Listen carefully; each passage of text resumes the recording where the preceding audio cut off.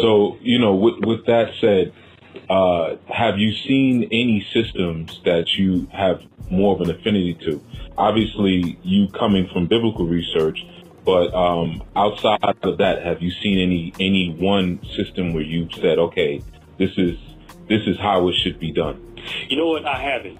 Simply because you mentioned earlier the colonialism that has ravaged almost every part of the world, and that's from Anglo culture, the Spanish, the Portuguese, the Dutch, and the Italians, because they traveled through and this is of course several hundred years old, but when they started out traveling the world via their naval fleets and merchant ships, they were able to reach all parts of the globe. They would go into the interior of these lands, and they would change their systems.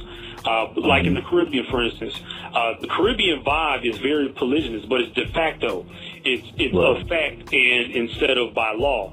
But people still retain that biological drive to engage in polygyny. That's the men and the women, attaching themselves to one man. But not one system has everything at this point that I have seen, even in Islam. And I've heard I've gotten a lot of messages from people online who are trying to push that Islam has a complete system. But from what I've seen, even that's not a complete system. Okay. Only due to colonialism, though.